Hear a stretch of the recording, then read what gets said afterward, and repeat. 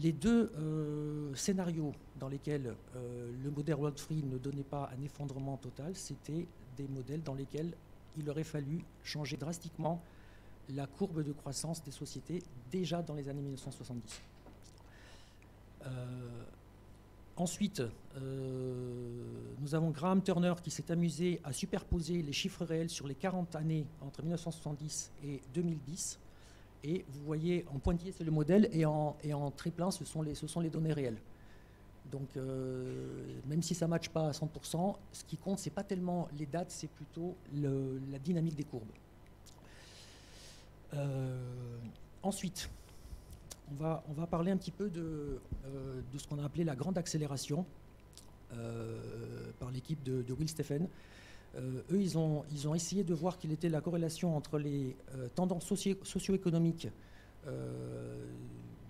toujours pareil, on est en dynamique des systèmes complexes, donc du système Terre, et la réponse du système Terre à cette contrainte qui lui est imposée. Donc on a la population mondiale à droite, le PIB, un certain nombre de données. Vous voyez que la courbe est assez lente jusqu'aux années 50, et à partir des années 50, les courbes partent en exponentielle.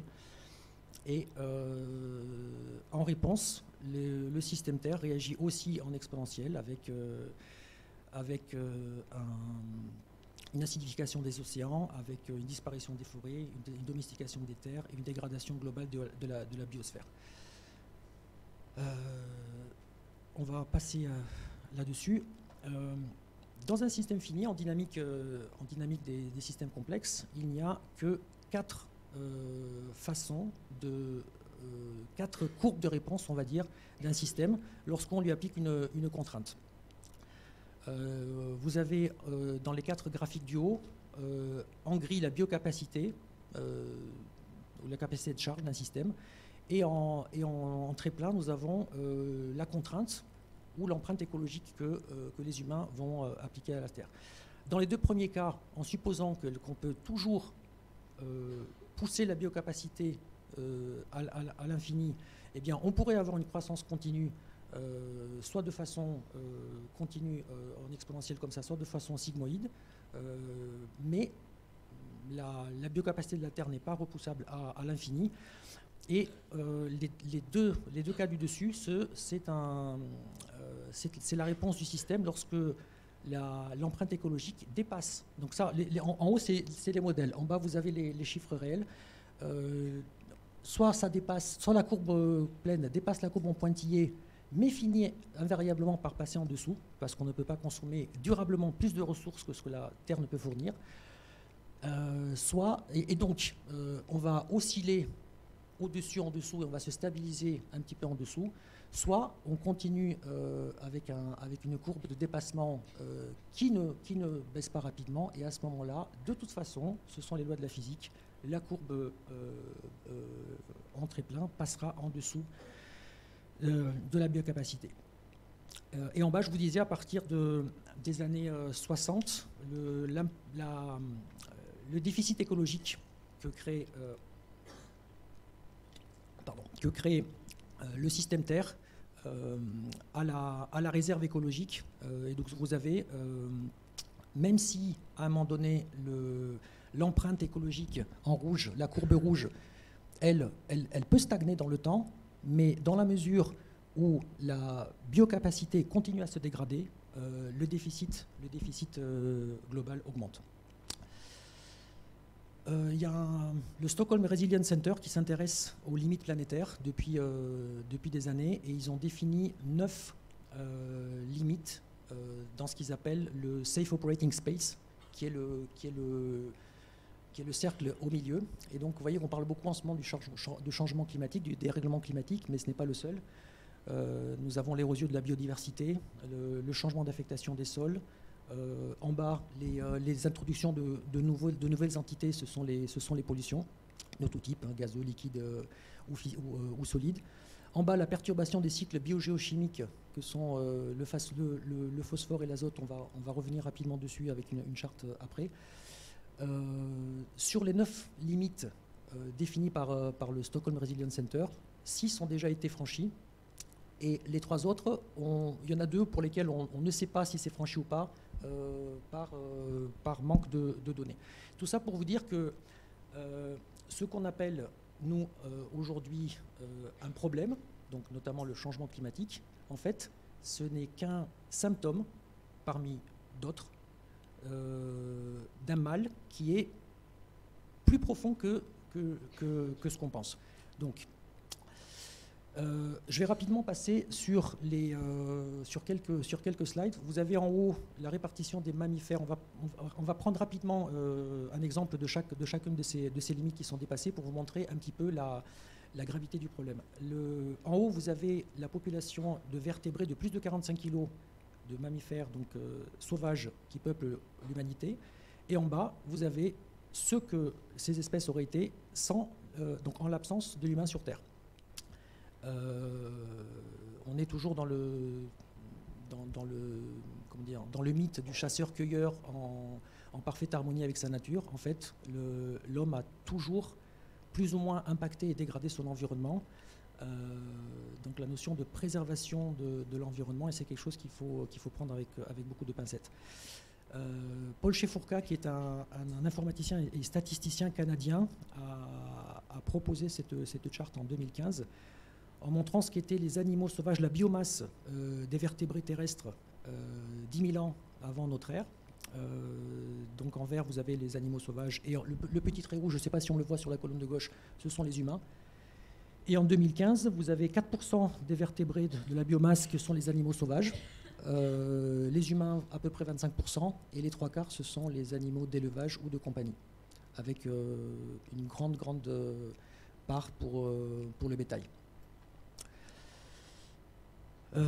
Ce chiffre d'octobre 2022, c'est le nombre donc 1300 milliards, c'est le nombre d'êtres sensibles qui sont tués chaque année pour l'alimentation humaine. Ça peut nous interroger, nous qui sommes un peu moins de 8 milliards. Et là-dessus, nous avons 95% de poissons et sur le reste d'animaux terrestres, 82% de volailles et le reste principalement bétail et cochons et brebis. Une charte rapide sur l'effet de serre, donc les gaz à effet de serre, les émissions dans l'alimentation mondiale. En haut, nous avons le bétail, donc les vaches qui servent au steak. Et nous avons en fait les émissions par type de secteur utilisé par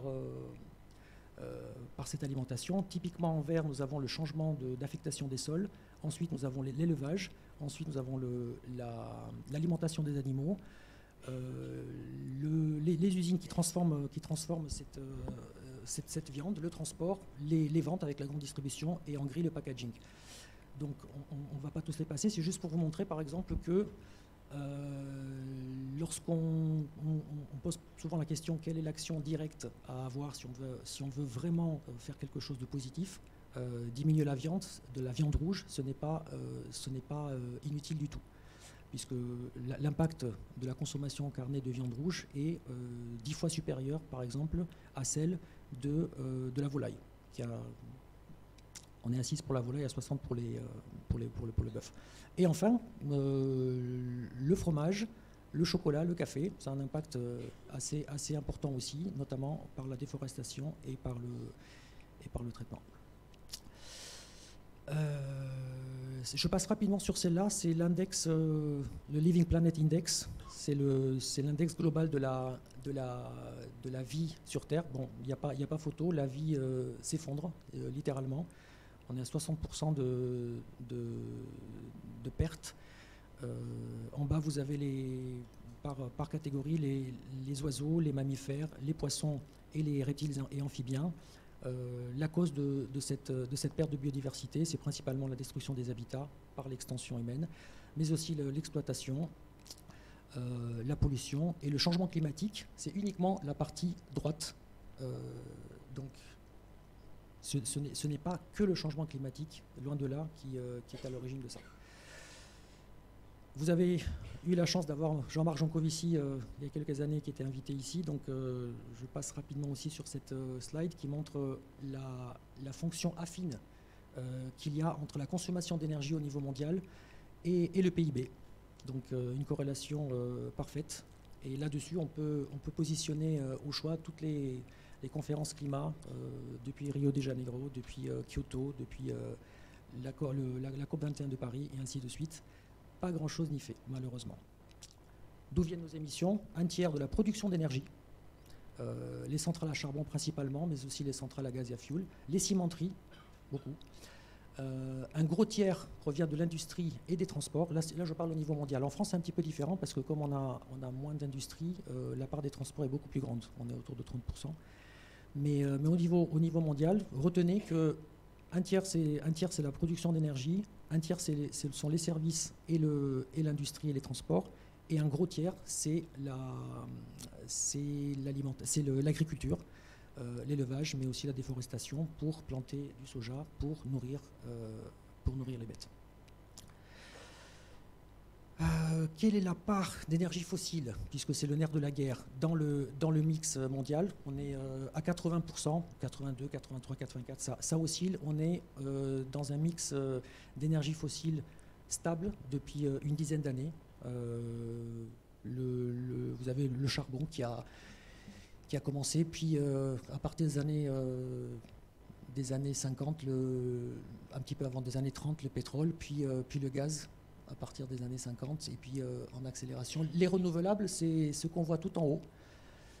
Ce qui est intéressant dans cette charte, c'est que le pétrole, qui ne représente que 30% des énergies primaires, est indispensable à la production de toutes les autres énergies. On ne sait pas aujourd'hui produire du charbon, sortir du charbon ou du gaz sans pétrole.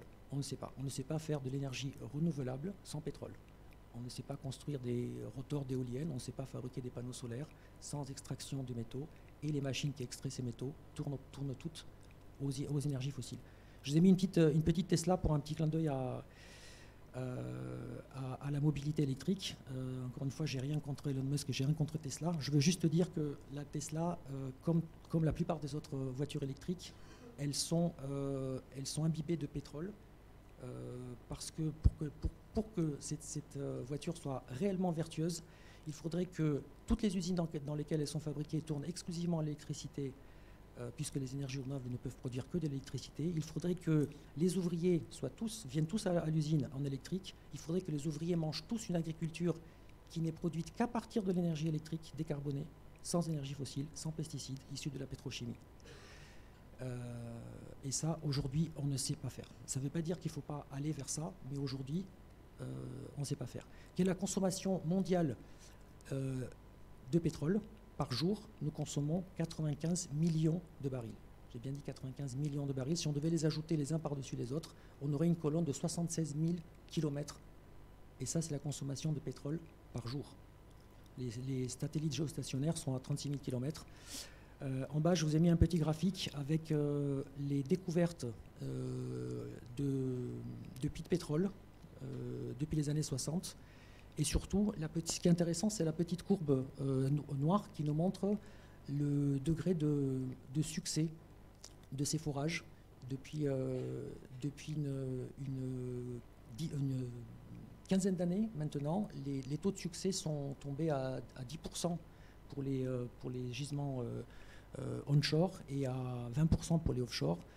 Et vous avez en haut une courbe avec les prévisions de l'Institut Rystad, qui fait office de référence en la matière sur les énergies fossiles, sur les énergies fossiles, qui montre que, exactement comme le dit aussi l'Agence internationale de l'énergie, l'AIE, qui dit que autour des années 2020-2025, le pic de pétrole conventionnel sera passé.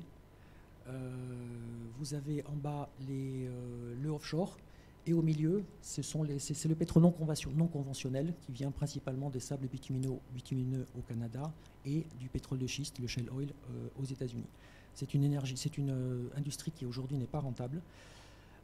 Et surtout, ce qu'il faut comprendre, c'est que pour extraire un baril aujourd'hui, on dépense plus d'énergie qu'à 50 ans. Parce qu'il faut aller le chercher plus bas et qu'on a besoin toujours de plus d'énergie pour ça. En bas, c'est une simulation de la production des autres types d'énergie une fois que le pétrole diminue. Aujourd'hui, tous les gens qui disent qu'on pourrait avoir à consommation énergétique constante la même chose en énergie renouvelable, ça reste vraiment sujet à caution, ça reste à démontrer. Je vous ai mis un petit bulldozer dont la taille de la roue fait 3 mètres à gauche. Et là, vous avez une excavatrice à godet dans une mine à ciel ouvert en Allemagne, à Hambach, qui extrait de la houille. Le charbon est fait à partir de houille de lignite ou de tourbe. Donc là, c'est une mine à ciel ouvert de houille.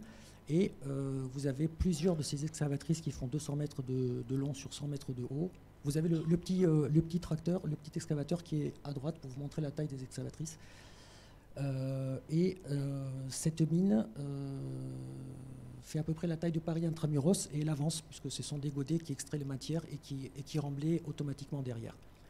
Et petite anecdote, c'est sur la base, c'était la forêt de Hambach, c'est une des dernières forêts primaires d'Europe occidentale. Pas de bol, le gisement de houille était juste là. Je passe vite là-dessus. L'extraction de matières premières peut poser problème dans les années à venir, tout simplement par le manque d'eau. Si le dérèglement climatique continue dans la trajectoire dans laquelle il a commencé, le manque d'eau va suffire pour diminuer la production de métaux, quel que soit le type de métaux. Et c'est un cercle vicieux parce que moins on a d'énergie, et plus c'est compliqué d'aller chercher des métaux, mais il faut plus de métaux pour construire des infrastructures pour avoir de l'énergie, et ainsi de suite. La production de béton, c'est pour voir les chiffres astronomiques desquels on parle. La production de béton en Chine sur les 3 années de 2011 à 2013 a été plus forte que toute la production de béton pour l'infrastructure des États-Unis pendant tout le XXe siècle. Voilà l'ordre de grandeur. Pour faire du béton, c'est un mélange de ciment, de sable et de gravier. Malheureusement, le sable du désert, parce qu'on a beaucoup de sable dans le Sahara, mais il n'est pas utilisable. C'est un sable de rivière ou de plage qui est utilisable, et on commence déjà à avoir une tension sur le sable avec l'organisation de mafias en Afrique pour piller le sable. Je passe rapidement sur la perturbation du cycle de l'azote et du phosphore. Tout ça pour vous dire que les cycles biogéochimiques de ces deux éléments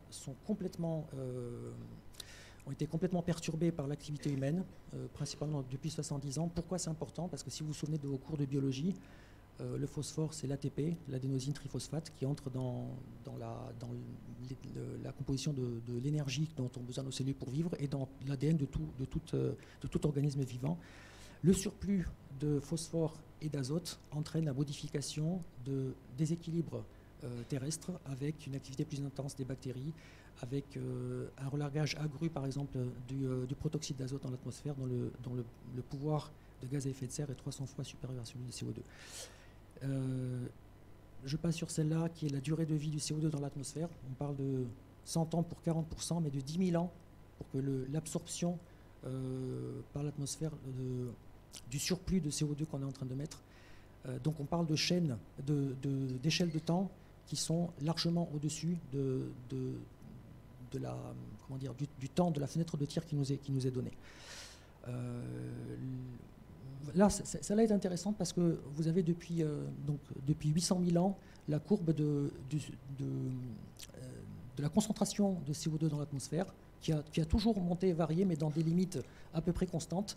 Et depuis 70 ans, on est passé de 300 parties par million à aujourd'hui, donc c'était 411 en 2019, ça continue à monter, on est à 413 en 2020. Ça monte moins vite, mais ça monte. Idem pour le méthane, le CH4. J'ai fini avec cette première partie de chiffres. Je pense qu'elle est, comme je vous disais, elle est importante à avoir en tête pour pouvoir apporter des solutions pertinentes et surtout adéquates. Il y a un économiste qui s'appelle Nicolas Georgescu-Roegen qui, en 1971, a expliqué que le système économique terrestre n'était rien d'autre que la transformation des ressources naturelles, les ressources naturelles qui peuvent être de l'énergie ou de la matière, en matériel dégradé ou énergie dégradée, avec bien sûr une possibilité de recycler certains matériaux. L'unique énergie qui rentre dans le système Terre, c'est l'énergie solaire. On peut considérer que toutes les autres sont une conséquence de cette énergie solaire-là, y compris les énergies fossiles, qui sont rien d'autre qu'une énergie stockée, mais toujours grâce à l'énergie solaire qui a permis au plancton et aux végétaux de se développer. Et le système Terre émet de l'énergie thermique, de l'infrarouge. Pour résumer ça, Arthur Keller le dit très bien, le système économique transforme la nature en déchets. Quelle que soit la façon que vous avez de le prendre, on peut résumer tous les travaux de Georges Scouregan par ce petit dessin. Nous sommes au milieu de la transformation de la nature en déchets. Pourquoi c'est important de comprendre ça, c'est cette question systémique de la problématique, parce qu'en fonction de la compréhension du problème, on va apporter des solutions différentes. Imaginez, on va prendre une petite métaphore, vous êtes dans une voiture et vous roulez, vous avez une falaise au bout. Il y a un endroit immatériel de l'espace à partir duquel, quelle que soit la façon que vous avez de freiner, vous tomberez. On peut imaginer qu'il y a un temps de réaction, un temps de freinage, mais il y a un moment qui n'est pas clairement défini, un petit peu comme l'horizon des trous noirs si vous vous intéressez à l'astrophysique, à partir duquel il n'est pas possible physiquement de revenir en arrière. Donc plutôt que d'essayer de trouver quelque chose pour améliorer le freinage avant la chute, il serait peut-être plus pertinent de sauter de la voiture. C'est un exemple. Une autre métaphore que donne aussi Arthur Keller, c'est qu'on peut traiter tous ces dépassements de limites comme des problèmes sectoriels, et on va adresser des solutions à chacun de ces problèmes, ou on peut voir aussi que ce ne sont que des symptômes d'un mal. Par exemple, on peut imaginer traiter un mal de tête avec du paracétamol, la peau qui gratte avec une pommade, ou bien un maux de ventre avec la tisane, si on considère que chacun de ces trois problèmes sont des problèmes à part entière. Mais si derrière ça, alors désolé pour la métaphore, si derrière ça, il y a un cancer généralisé qui produit exactement les mêmes symptômes, vous avez beau prendre les petits traitements par symptômes, ça ne servira à rien, à moins d'un traitement drastique et un changement drastique de la situation. Alors, le développement durable.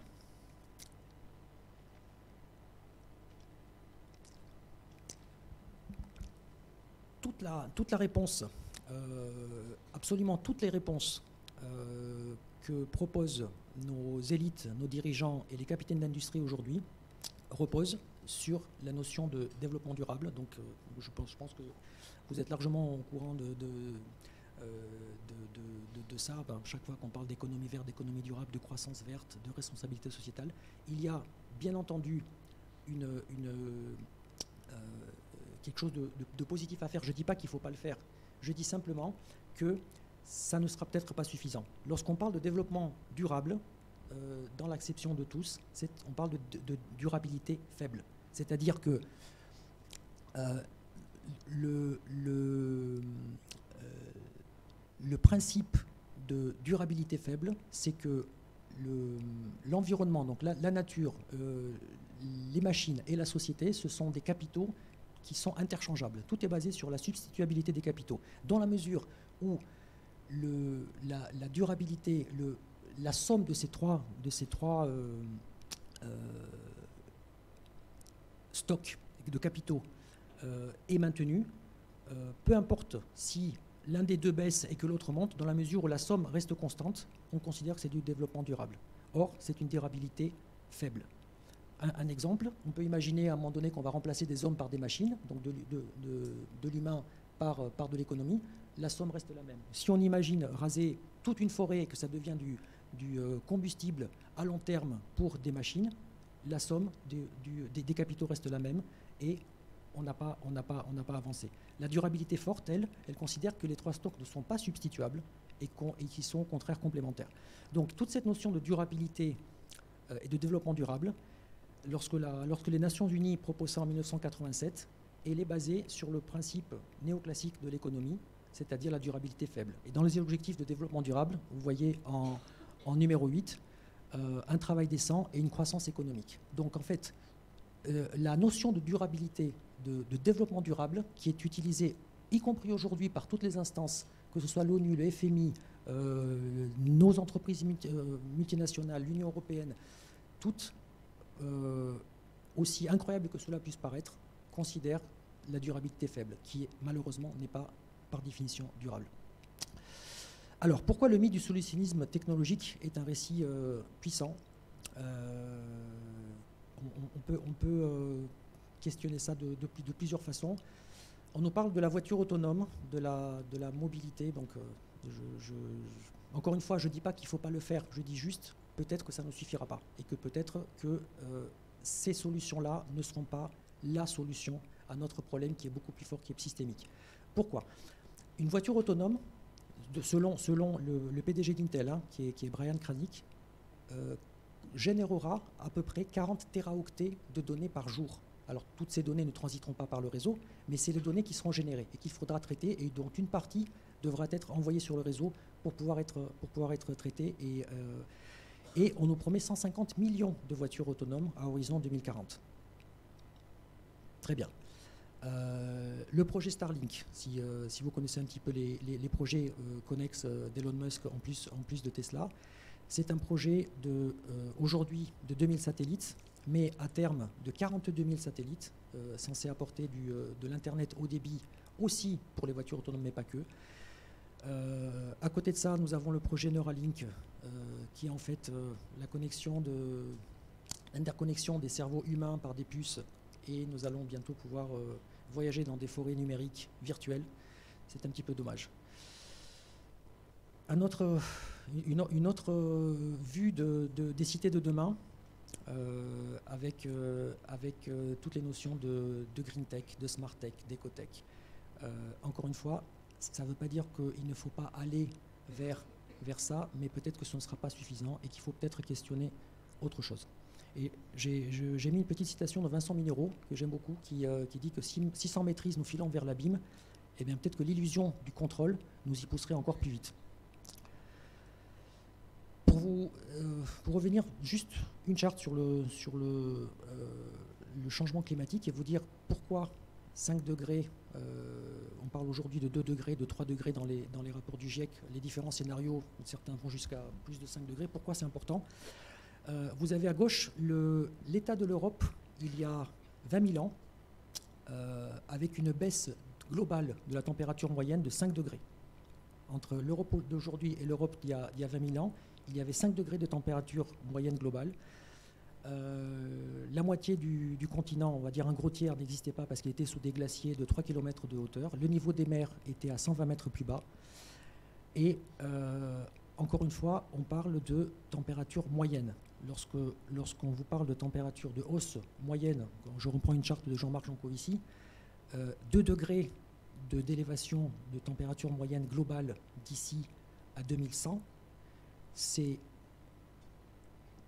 pas uniquement la température moyenne qui compte, c'est surtout les écarts à la moyenne. Parce que vous pouvez très bien avoir, comme aujourd'hui, au sommet du Mont Blanc, il fait déjà 4,5 degrés de plus qu'il y a 100 ans. Donc, si on veut respecter les accords de Paris, qui disent maximum 2 degrés à la fin du siècle, il y a une façon très simple de le voir, c'est qu'on a ici la courbe cumulée du surplus de CO2 en milliards de tonnes émis.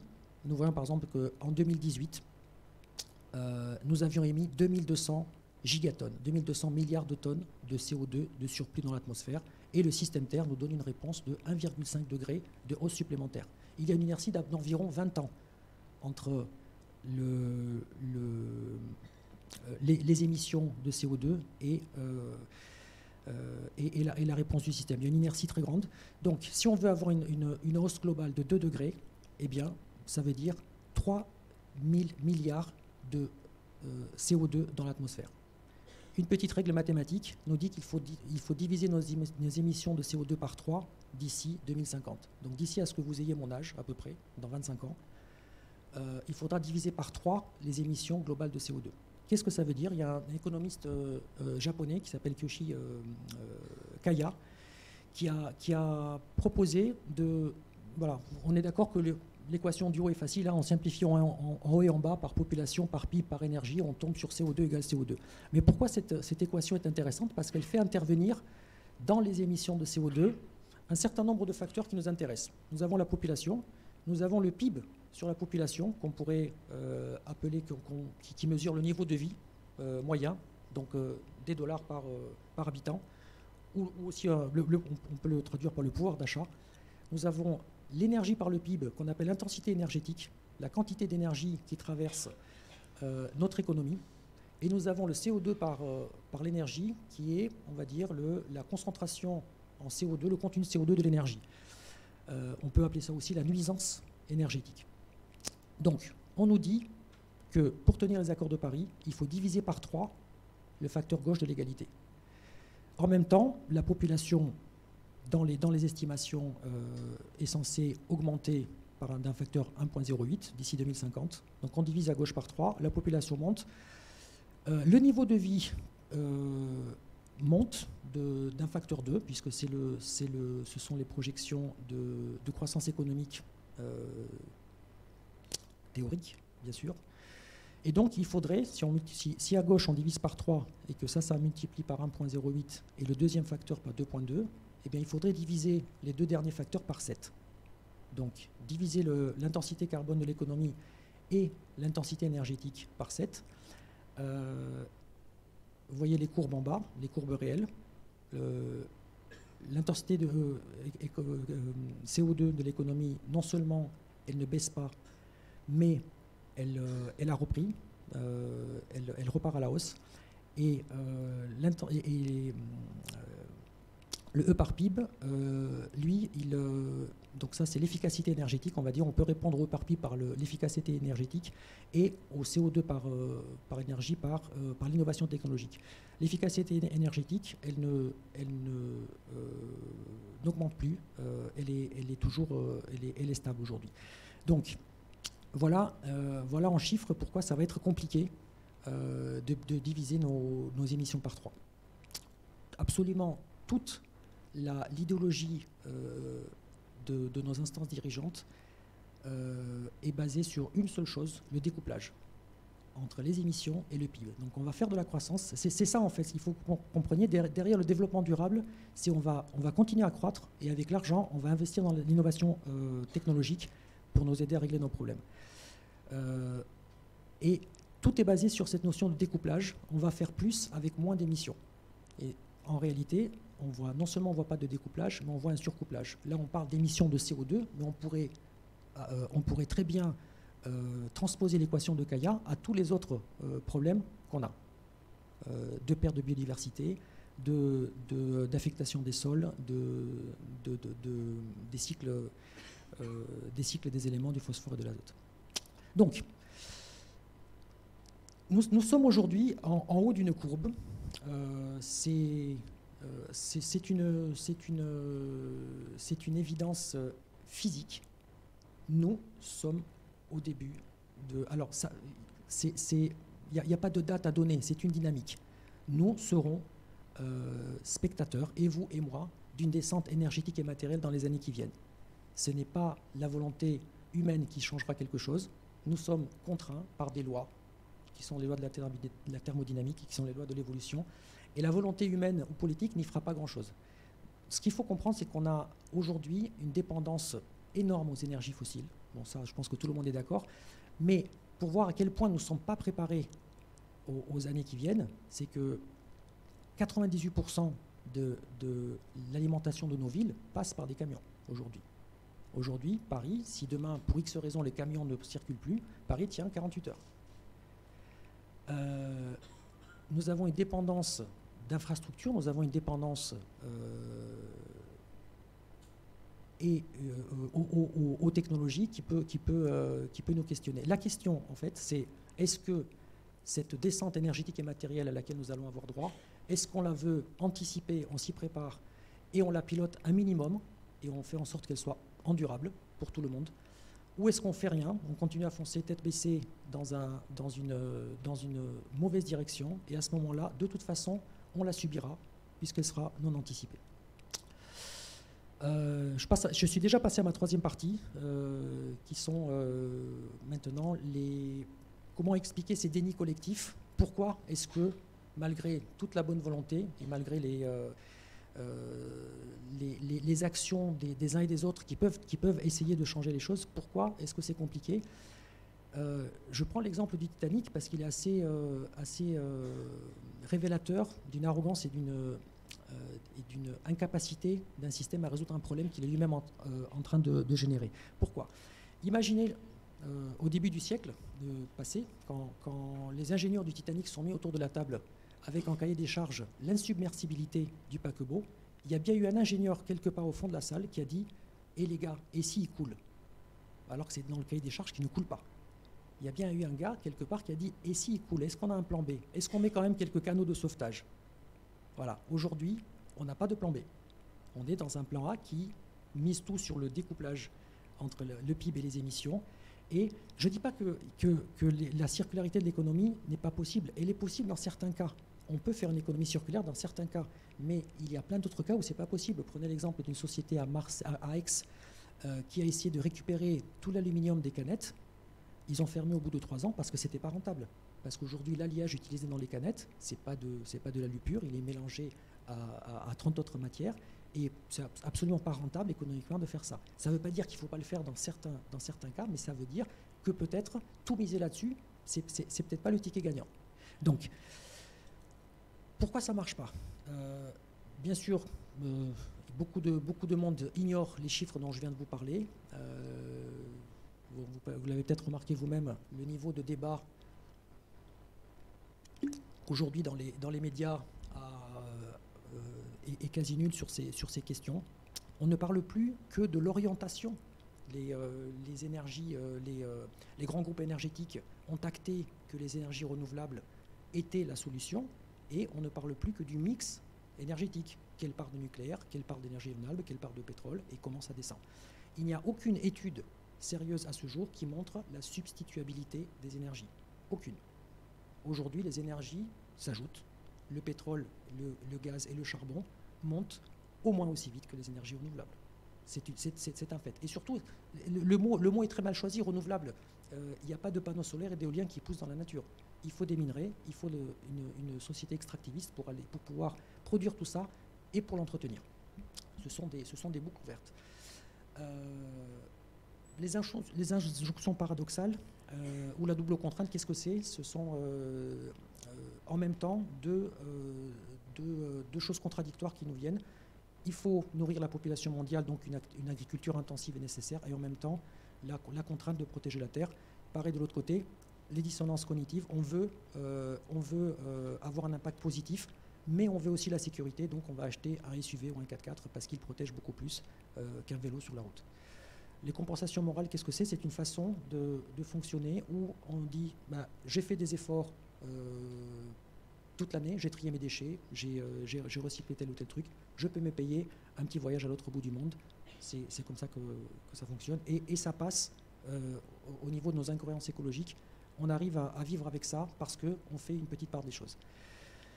Et aussi, un des aspects pour lesquels ça ne passe pas, en fait, c'est que plus on parle des problèmes et plus on a l'impression qu'ils sont traités. On n'a pas arrêté de parler cet été de la sécheresse et des feux de forêt en France, et on a l'impression que le fait qu'on en parle, eh bien, ces problèmes sont pris à bras le corps par nos élites. Et malheureusement, ce n'est pas le cas. Une question à poser, c'est est-ce qu'on a tous envie de la même chose? Est-ce qu'on veut tous changer dans la même direction? Ça, c'est quelque chose, là, on est sur de l'axiologie, c'est un système de valeurs. Est-ce qu'on a tous vraiment envie de la même chose? Vous avez, dans le graphique de gauche, l'empreinte carbone. Ce qu'on appelle l'empreinte carbone, ce n'est pas uniquement le carbone, en fait, c'est le mix entre le méthane, le protoxyde d'azote et le carbone. La moyenne française est à un peu plus de 11 tonnes par an et par personne. Pour vous donner un ordre de grandeur, un aller-retour à New York, c'est 2 tonnes.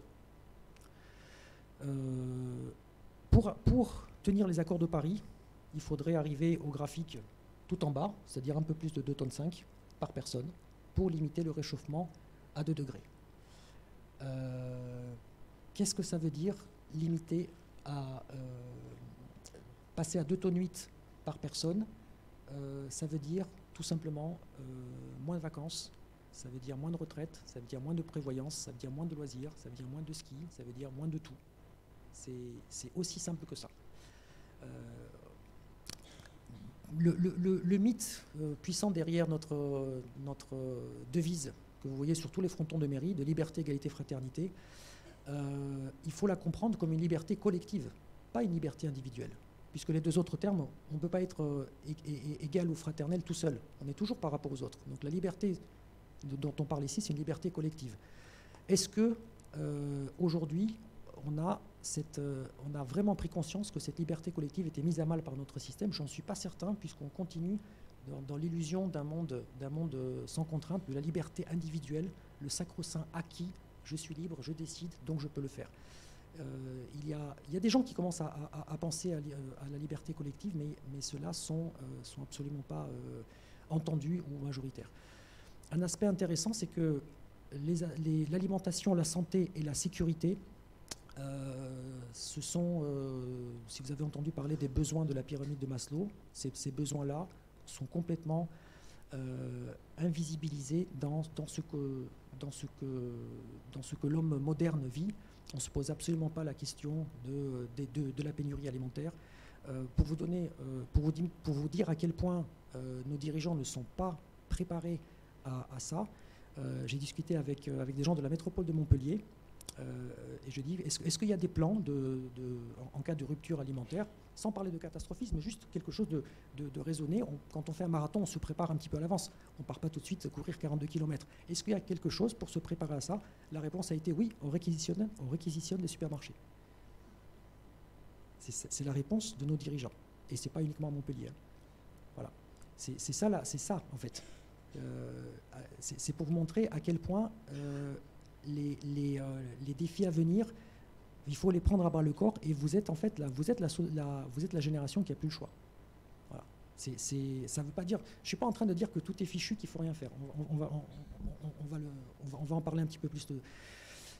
Après, dans les causes, est-ce que le capitalisme serait le problème fondamental? Je ne suis pas certain. Le capitalisme, c'est un outil au projet, c'est un outil, comment dire, au service d'un système qui transforme la nature en déchets. Il y a eu des sociétés qui n'étaient pas capitalistes et qui ont transformé la nature en déchets. Vous prenez l'URSS, pendant 50 ans, ils ne se sont pas souciés d'écologie. Vous prenez des sociétés plus anciennes comme les Mayas, qui ont complètement dévasté leur environnement à finir par couper toutes les forêts qui les entouraient. Ce n'était pas un système capitaliste. C'est un petit peu comme si l'éléphant s'en prenait à la sagaie, à la flèche qui lui était envoyée par un chasseur en disant « le problème c'est la flèche ». La flèche c'est un outil au service du chasseur. Ça ne veut pas dire que ce système-là, qui est pour le coup collaboratif par excellence, c'est-à-dire qui permet à l'ensemble des classes de monter plus ou moins vite, mais quand je disais que c'est un système de valeur, est-ce qu'on est tous d'accord aujourd'hui pour dire on va diviser par 4 nos revenus, nos PIB, même en amont, hein, parce que le problème, c'est pas ce qu'on fait de l'argent, c'est est-ce que vous, demain, vous êtes d'accord pour gagner 5% de moins chaque année? C'est ça la vraie question. C'est est-ce qu'on va réduire les flux de transformation d'énergie et de matière en amont qui vont générer vos revenus, puisque ça, pour le coup, on sait que c'est faisable. Si on diminue le PIB, on va diminuer les émissions. Ça pour le coup, c'est mathématique.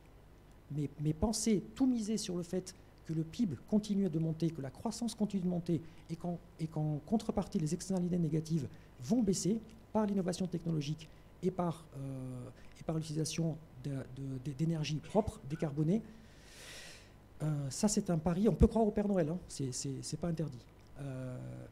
L'histoire nous montre aussi, si on regarde un petit peu en arrière, que les civilisations anciennes qui se sont effondrées avaient toutes deux facteurs communs. Le premier, c'était une surconfiance en leur capacité d'adaptation. Vous prenez l'Empire romain, vous prenez les Mayas, ils étaient tous surconfiants dans leur capacité à s'adapter. Et deux, ils ont à un moment donné eu un problème d'accès aux ressources. Soit parce que l'Empire était trop grand, soit parce qu'il n'y avait plus de ressources. Mais questionnez-vous là-dessus. Est-ce que le problème, c'est la décarbonation de l'énergie? Est-ce que c'est vraiment ça le problème? Est-ce que si demain, on avait une énergie totalement décarboné, totalement propre. On parle beaucoup du projet ITER, de la fusion nucléaire. Est-ce que si demain on avait une énergie totalement décarbonée, est-ce que ça réglerait le problème? Je ne pense pas. Je pense que ça réglerait une partie du problème. Là, ça baisserait les émissions de CO2, certes, mais ça ne réglerait pas le problème qu'on a intrinsèquement, nous, en tant que civilisation, d'aller grignoter les espaces de vie, d'aller faire du tourisme de masse, de vouloir des soins, de vouloir une vie longue et prospère pour tout le monde, de l'alimentation pas chère. 11% des revenus aujourd'hui sont dédiés à l'alimentation contre 45% à la sortie de la guerre. C'est pour dire que nous avons des besoins qui ont complètement changé. Est-ce que... alors, je ne dis pas, bien sûr que le progrès social, le progrès humain était important et et que ce qui s'est passé pendant les 30 glorieuses, qu'on a appelé les 30 glorieuses en France, à partir de 1945 jusqu'aux années 75, ces 30 glorieuses se sont accompagnées d'un progrès humain indéniable. On a eu accès à la mobilité, on a eu accès à l'alimentation pas chère, on a eu accès aux 35 heures, pardon, pas les 35 heures à ce moment-là, mais aux infrastructures, au confort. Mais aujourd'hui, est-ce que croître a encore du sens? Est-ce que passer de 5 écrans à 8 écrans à la maison, est-ce que passer de 20 chaînes à 300 chaînes, est-ce que c'est un progrès social? Je ne sais pas. Il faut se questionner sur... Le problème pour moi, ce n'est pas la source d'énergie, mais l'utilisation de l'énergie. Toutes les promesses qu'on fait, on les fait à utilisation d'énergie constante. On ne questionne jamais la sobriété. Aujourd'hui, on en parle, mais parce qu'il y a la guerre en Ukraine et que l'accès au gaz et au pétrole est conditionné, mais pas comme un projet de société. Aujourd'hui, parler de décroissance, qui d'ailleurs n'est pas l'inverse de la croissance. L'inverse de la croissance, c'est la récession ou la déplétion. La décroissance, ce serait un système, ce serait un projet de vie. Ralentir, décroître, ne pas penser que tout ce que nous apportent les gadgets et les objets connectés et qu'un voyage à l'autre bout du monde. Je parle d'un problème de valeur en fait, parce que tant qu'il y aura des gens pour lever des pouces sur quelqu'un qui se prend en photo à l'autre bout du monde et qui publie ça sur Insta ou sur Snap ou sur Facebook, tant qu'on mettra des pouces en l'air en disant c'est génial, tu as de la chance, on n'aura pas commencé à comprendre le problème. Tant qu'on considérera que raser un espace gorgé de vie pour faire un parking de supermarché dans lequel on ne vend que des produits bio, on n'a pas commencé à réfléchir sérieusement au problème. Voilà. Il faut vraiment questionner cette notion de progrès humain et de croissance. Est-ce que nous voulons tous la même chose? C'est pas simple à dire. Je vous ai parlé tout à l'heure de Paul Chefourka, qui était un Canadien. Lui, il a proposé un système de prise de conscience de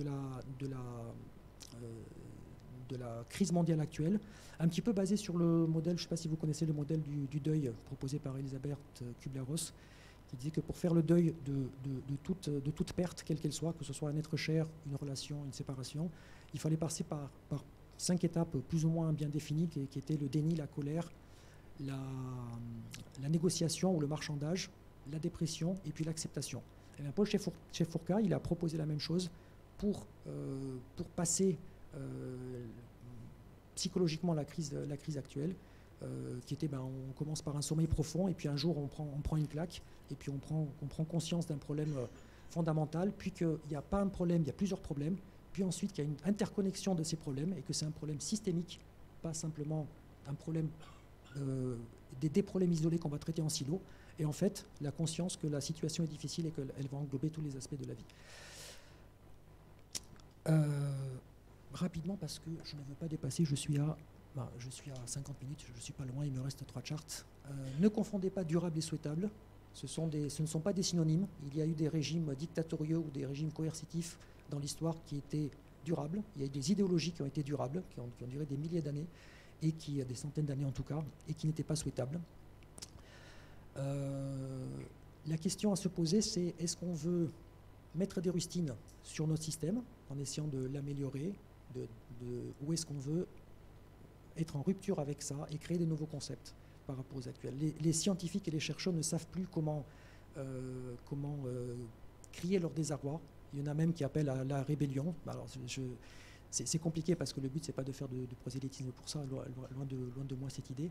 Mais il y a des. C'est pas parce qu'on n'en parle pas en France que certains pays n'ont pas pris la conscience du problème et ne font pas. Par exemple, la Suède édite des petits manuels comme ça.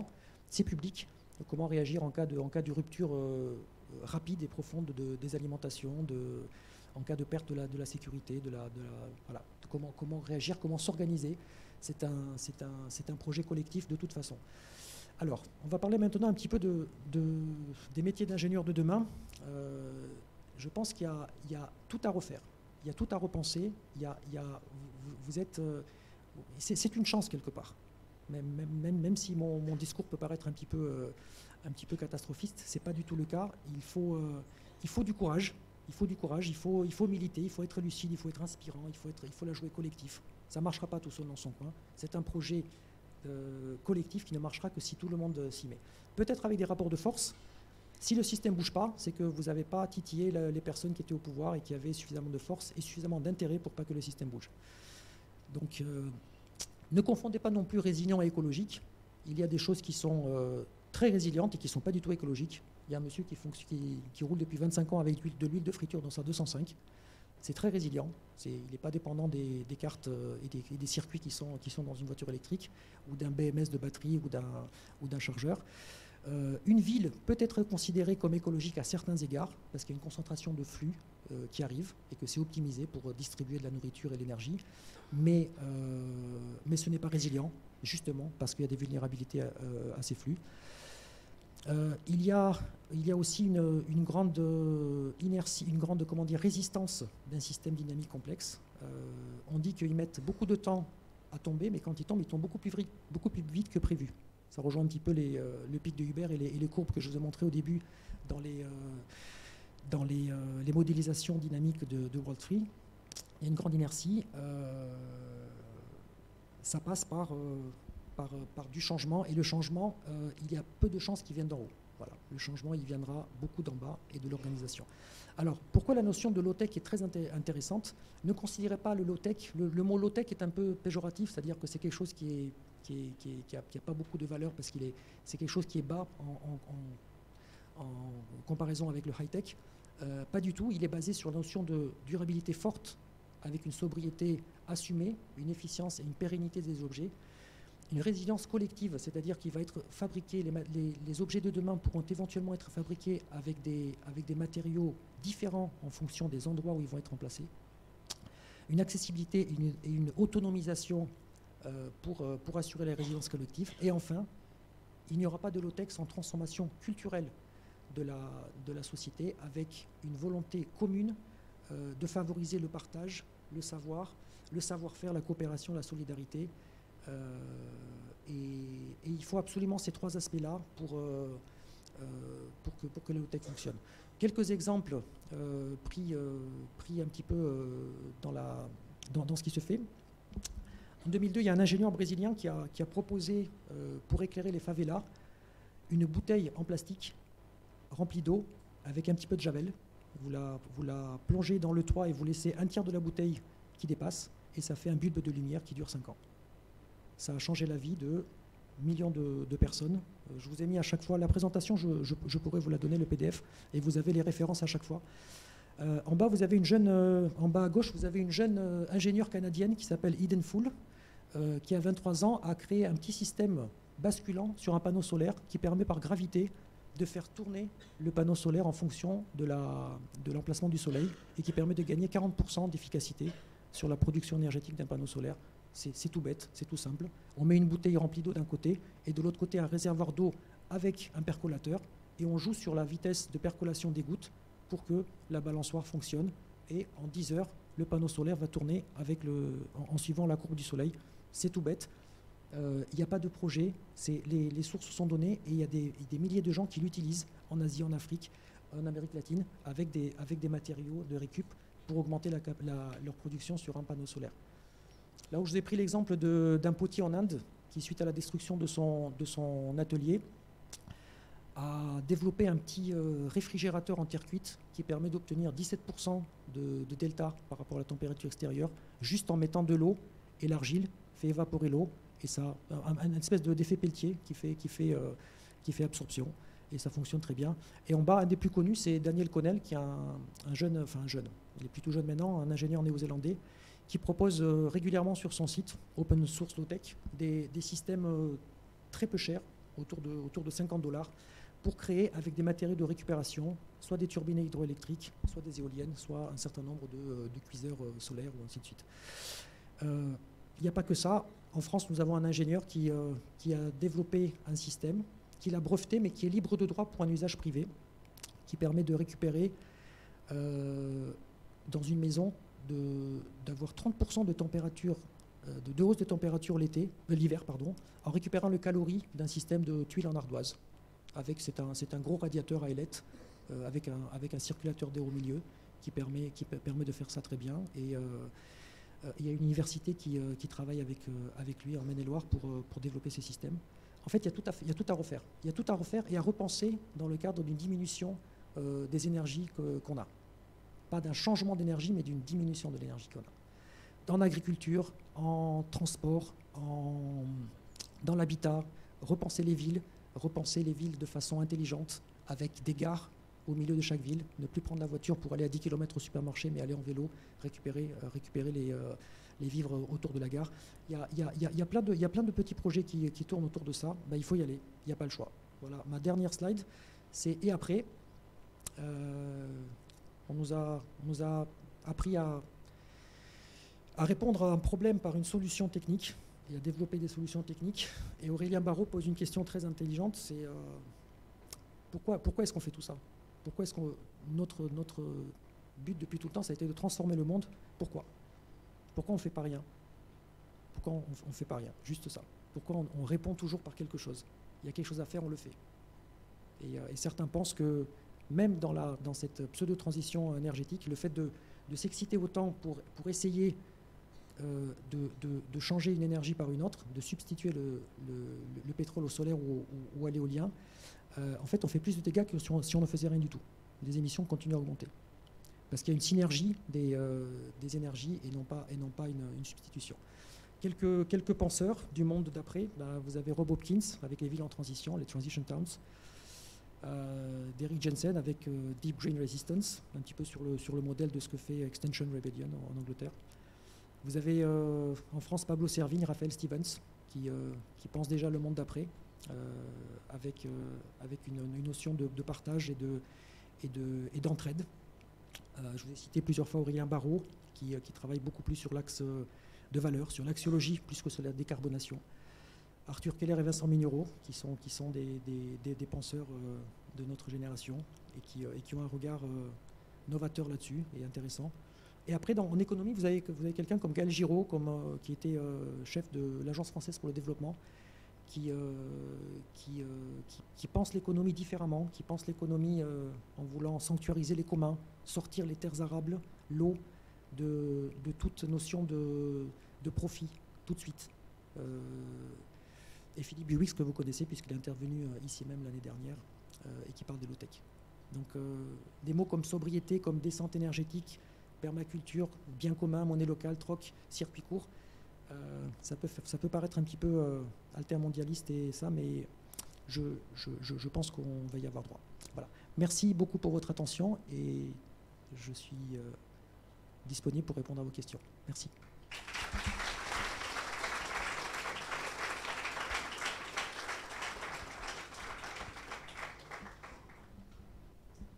Oui, merci beaucoup, Paul. Merci beaucoup pour votre présentation.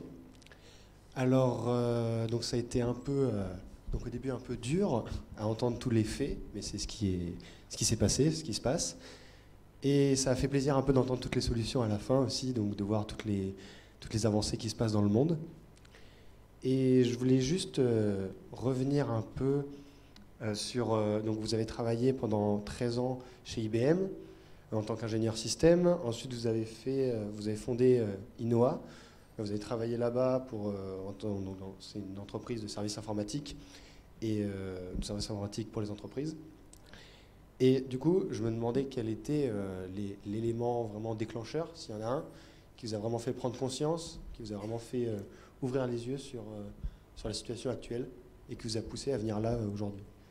Alors, il n'y a pas un élément, il y a plusieurs éléments qui s'enchaînent petit à petit. Quand on parle de virtualisation, quand on parle de cloud, ce sont des mots très vaporeux, très imagés. Derrière ça, il y a des millions de kilomètres de câbles, il y a des serveurs, il y a des data centers qu'il faut refroidir, il y a d'utilisation massive de l'énergie. Voilà. Quand aujourd'hui vous prenez une machine virtuelle chez Amazon, elle n'existe pas pour vous, c'est juste du virtuel, mais il y a quelque part de l'énergie qui est consommée. Et on dit qu'on prend toujours ce qu'on utilise aujourd'hui, on le prend à quelqu'un ou à quelque chose dans l'espace ou dans le temps. Voilà. C'est jamais neutre, jamais. Donc prise de conscience il y a quelques années, et puis ensuite, je me suis intéressé beaucoup à ce sujet et aux capacités de résilience des sociétés humaines, à lire des ouvrages d'anthropologie, d'économie, voilà. Et puis ensuite, des changements aussi plus profonds comme l'arrêt de l'alimentation carnée, mais bon, ça c'est personnel, mais c'est pas anodin, c'est pas anodin. C'est, si vous voulez, une action pour baisser drastiquement les émissions de CO2, c'est de diminuer, peut-être pas d'arrêter, mais de diminuer fortement la viande rouge. C'est un impact immédiat et c'est ultra concret. Et on peut remplacer ça par des plats délicieux végétariens. Pas un problème. Merci beaucoup. Est-ce qu'il y a des questions aussi dans la salle? Oui. Tiens.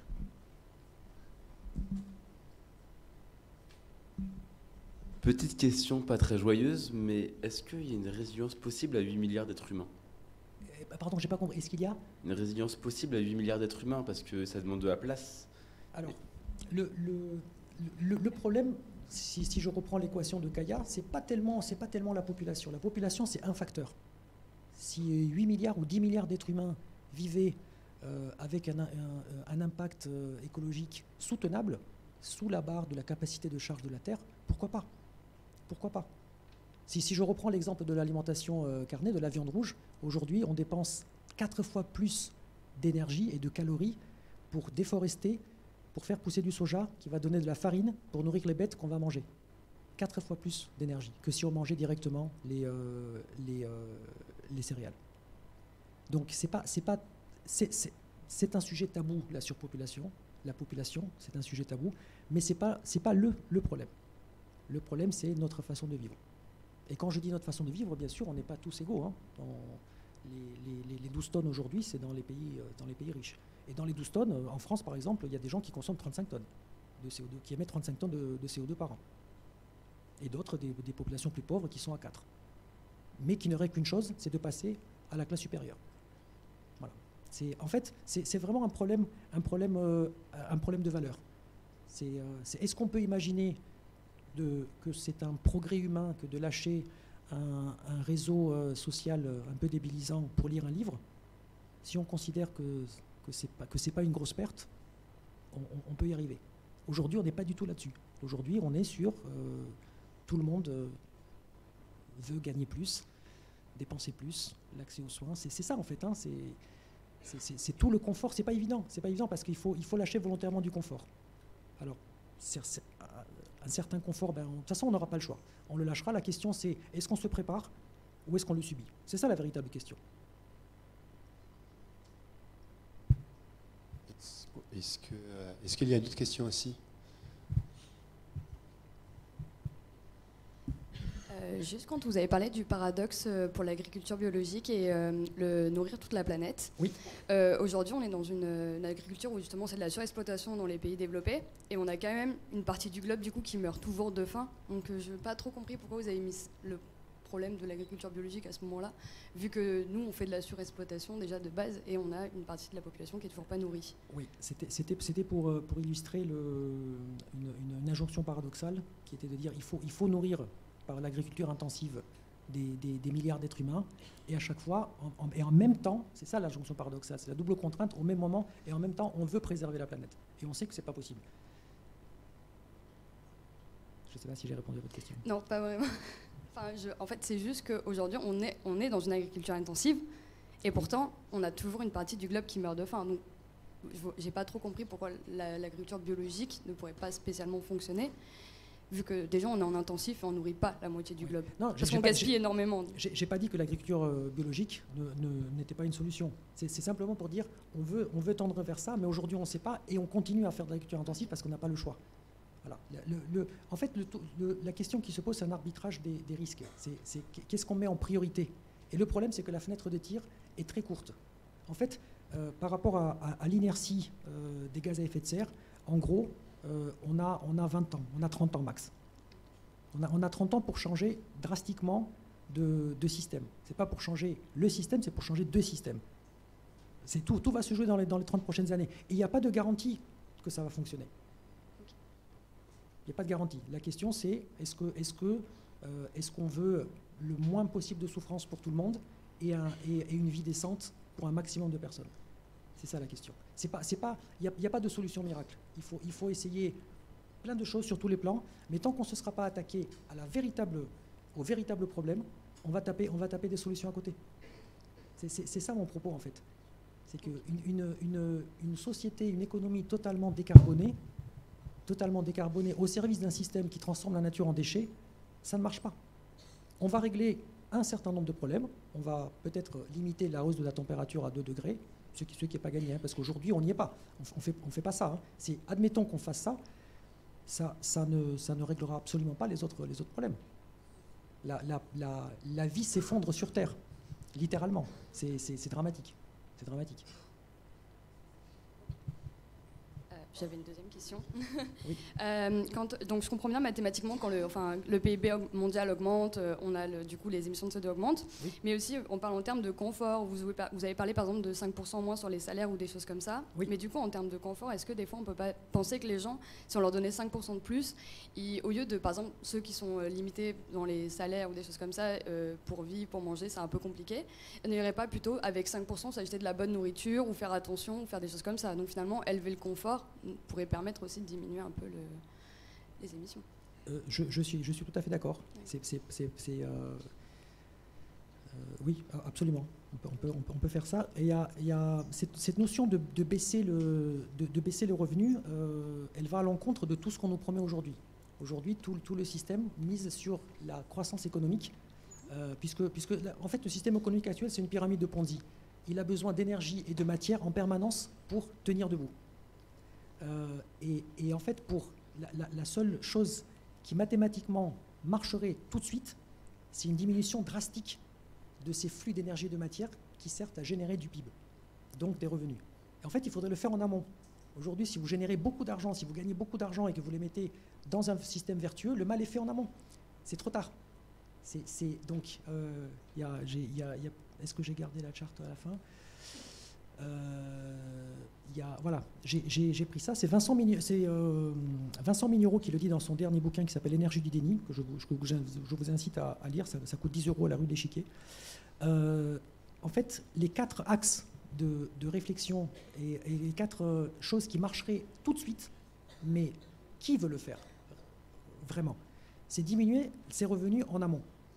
C'est diminuer ses revenus en amont, mais ça veut dire quoi aussi ? Ça veut dire diminuer ses revenus, ça veut dire diminuer sa sécurité globale. C'est-à-dire moins d'assurance, moins de retraite, moins de prévoyance, puisque tous ces systèmes sont capitalistiques et fonctionnent sur l'accumulation de revenus et la mutualisation des risques. Travailler de son corps, Pablo Servigne dit la même chose, il va falloir retourner à l'agriculture et travailler de nos mains. C'est ce qui risque d'arriver. C'est ce qui s'est passé à Cuba, par exemple. On a un exemple clair d'effondrement de la société suite à l'embargo américain. Les gens sont retournés faire de l'agriculture et beaucoup de permaculture parce qu'ils étaient ils n'avaient pas les moyens de faire une agriculture intensive et ça a fonctionné en allant retravailler de leurs mains. Et enfin, le dernier axe, c'est il n'y a pas d'écologie sans justice sociale. C'est absolument le même combat. Et d'ailleurs, il y a un modèle qui s'appelle le modèle HANDI, Human and Nature Dynamics, qui a été proposé par la NASA et qui montre très bien qu'une société dans laquelle les inégalités sociales sont fortes, c'est une société qui est beaucoup moins résiliente et dont les risques d'effondrement sont plus grands. Donc justice sociale et écologie, ça marche vraiment main dans la main.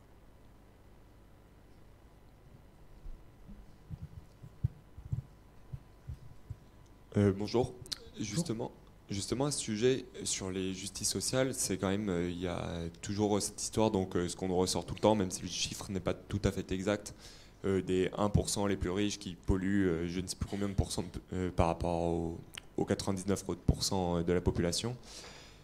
Qu'est-ce qu'il y a comme action concrète qui est faisable pour limiter ces inégalités? Parce que il y a quand même, il y a quand même une grosse problématique à ce sujet où quand vous parlez des personnes qui sont à 35 tonnes de CO2 par an, c'est vrai que c'est assez disproportionné par rapport à la moyenne française qui est à 11. On peut imaginer que ça déséquilibre et qu'une grosse majorité de la population française se retrouve plutôt aux alentours de 5-6 tonnes. Donc qu'est-ce qu'il y a qu'on peut faire justement pour lutter contre ça? Alors c'est une très bonne question. D'abord que ce débat rentre dans l'espace médiatique. Aujourd'hui, ce débat n'est absolument pas présent dans l'espace médiatique. Je prends pour exemple les anecdotes autour du char à voile des déplacements du PSG. Pour aller à Nantes, ils prennent l'avion pour aller à Nantes, alors que Nantes est à 2 heures de train de Paris, mais le bus part à vide à Nantes pour les récupérer à l'aéroport. Voilà. Et quand on pose la question, mais est-ce qu'on change quelque chose quand même, puisque vous êtes des icônes, vous êtes des ambassadeurs. Les jeunes vous regardent, et vous êtes des exemples, et on nous dit la prochaine fois on dira en char à voile. Voilà le niveau aujourd'hui de prise de conscience. Il y a un autre aspect important dans votre question, c'est est-ce que les populations pauvres en France, donc en France en fait le rapport il est que 10% des plus riches polluent autant que 50% de la population. Est-ce que les 50%, enfin on n'est pas à 50% à 4 tonnes, mais est-ce que ceux qui sont à 4 tonnes d'émissions de CO2, est-ce que c'est à eux de faire l'effort? Tout le monde ne doit pas faire le même effort. Il doit être proportionnel aux émissions. Donc, on est en plein dans le débat de la liberté individuelle. On parle des jets privés. Mais oui, bien sûr, il faut interdire les jets privés. Bien entendu. Il faut légiférer, en fait. Rien ne se passera. Il faut comprendre qu'aujourd'hui, les élites et les capitaines d'industrie et les gens qui ont le pouvoir, ils ne bougeront pas. Parce qu'ils n'ont aucun intérêt à bouger. Leur confort économique est tel, et financier est tel qu'ils n'auront aucun intérêt à bouger. Donc il faut mettre la pression sur vos élus locaux. Il faut s'organiser, il faut militer, il faut que ces questions-là deviennent des questions de société. Et dire, nous, on ne veut pas d'une société dans laquelle certains pollueurs sont à 35 tonnes. On n'en veut pas. Mais en fait, c'est un problème plus large que ça. Sans parler de 35 tonnes. Est-ce qu'aujourd'hui, sur l'autoroute, si on enlève les panneaux 130, et qu'on dit aux gens, pour votre sécurité, roulez à 130, combien vont le respecter? 5%? 10%? La liberté individuelle, je peux rouler plus vite, je vais rouler plus vite. Je vais arriver plus vite. C'est ma liberté, c'est mon choix. En fait, il faut imposer aux politiques de nous limiter, parce qu'on est incapable de nous limiter nous-mêmes. C'est comme ça. Il nous faut des limites. Et il faut mettre la pression pour que ces limites elles soient adoptées le plus vite possible. Donc oui, il faudrait interdire les jets, il faudrait interdire tout ce qui est extravagant. Et après, il y a peut-être certaines industries qui polluent plus que d'autres. Et peut-être aller au-delà, les boycotter, clairement. Dire, nous, ce modèle-là, de toute façon, il n'est pas tenable. Et il faut voir que les classes dominantes aujourd'hui ne changeront pas d'elles-mêmes. Voilà. Aujourd'hui, ce qu'on voit sur les gens qui ont pris conscience, les traders qui ont pris conscience de ce problème, aujourd'hui, ce qu'ils font, on les compte sur le doigt de la main, mais ça commence, c'est ils achètent des terrains en Nouvelle-Zélande et au Canada et ils construisent des bunkers avec des réserves. C'est une illusion, ça durera ce que ça durera, et puis les gens iront les chercher. C'est compliqué parce que ça touche aux notions de progrès humain. Aujourd'hui, limiter notre confort, c'est compliqué. Il y en a qui le font, hein. Il y a quelques héros qui, d'eux-mêmes, qui sont des familles qui baissent volontairement le revenu, qui vont s'installer en permaculture en Ardèche et qui essayent d'être à 3, 4, certains 2 tonnes. Ben, les résultats parlent d'eux-mêmes, c'est qu'au bout de 3 ans, 90% de ces gens reviennent en ville parce que c'est compliqué, parce qu'ils se désociabilisent, parce que les liens sociaux c'est important, parce qu'ils sont marginalisés. Voilà. Donc ceux qui le font de façon volontaire, c'est dur pour eux. Il faut vraiment que la valeur qu'on met derrière cet acte, elle soit montrée comme quelque chose de vertueux et pas comme quelque chose de « tu n'as rien compris ». Voilà, il faut profiter de la vie parce qu'elle est courte. Et en fait, les politiques, certains le savent très bien, ça. Ils ont des conseillers qui leur parlent de ces chiffres. Mais le problème, c'est que les temps des mandats politiques sont absolument pas, on parle de 4 ans, de 5 ans, de 6 ans, sont absolument pas corrélés avec les changements visibles. Il y a 20 ans d'inertie pour les émissions de CO2. Donc en fait, toute décision qui serait prise aujourd'hui aurait des impacts. En fait, ce qu'il faut comprendre, c'est que les émissions embarquées, ce qu'on a déjà émis, le climat est déjà en train de changer pour les 20 prochaines années, quoi qu'on fasse. Si demain matin on arrête tout, le système Terre est déjà en instabilité prononcée. Voilà. Et un système complexe en instabilité, qu'est-ce qui se passe? C'est jamais linéaire. Il y a des boucles de rétroaction positives qui se mettent en place. Il y a des exponentielles qui montent. C'est ce que montrent les modèles du MIT. Hein. C'est qu'une contrainte, même constante, même linéaire, sur des systèmes complexes, à un moment donné, vous allez avoir des points de rupture, des basculements, des seuils. Je ne sais pas, vous connaissez l'effet albédo, par exemple, pour la fonte des glaces. Tant qu'il y a de la glace, elle réfléchit. Moins il y a de glace, plus l'océan se réchauffe. Et en fait, les icebergs fondent par en dessous, parce que l'eau est chaude en dessous. Et c'est une accélération, une boucle de rétroaction positive.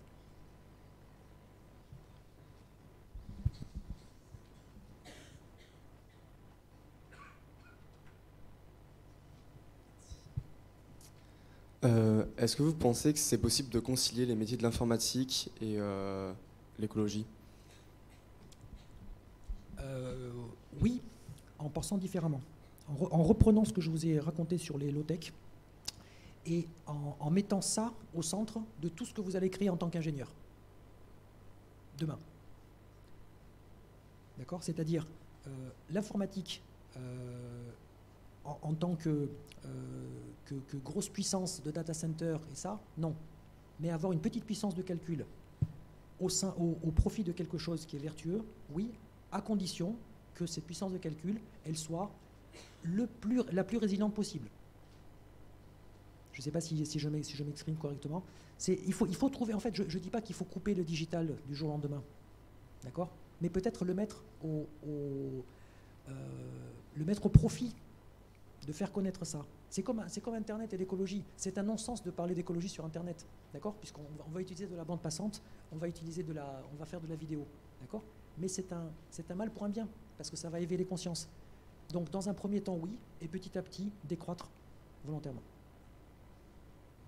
Donc, c'est restreindre au nécessaire Exactement. l'informatique. Exactement. Et surtout, réorienter. Si demain, on vous propose un super job dans une boîte qui veut envoyer des satellites ou faire du voyage spatial, eh ben, peut-être que si vous dites « mais moi, ça ne m'intéresse pas en termes de valeur de développer un moteur qui permet de faire ça », peut-être que c'est un premier changement de valeur. Et peut-être mettre votre intelligence collective au profit de quelque chose de plus durable. En ayant en tête, en fait, c'est cette réflexion, il faut bien comprendre que ce sont des... On ne vit pas en dehors des lois de la nature. C'est ça, en fait. Aujourd'hui, on pense qu'avec notre génie humain, on va passer au-delà de ça. Et qu'un jour, ils vont trouver la solution. Aujourd'hui, certains ingénieurs pensent qu'il faut aller massivement avec des avions militaires, envoyer des aérosols sur l'épaule pour les refroidir. En voulant traiter le problème du changement, du dérèglement climatique. Il faut refroidir la planète, on va trouver une solution pour refroidir la planète. Je vous laisse imaginer les conséquences à long terme de ces aérosols sur notre vie. Mais tant qu'on n'a pas compris profondément la nature du problème, on peut avoir une énergie aussi propre, aussi décarbonée, mais qui est au service d'un système qui est profondément létal pour le vivant. On est à côté de la plaque. D'accord, merci.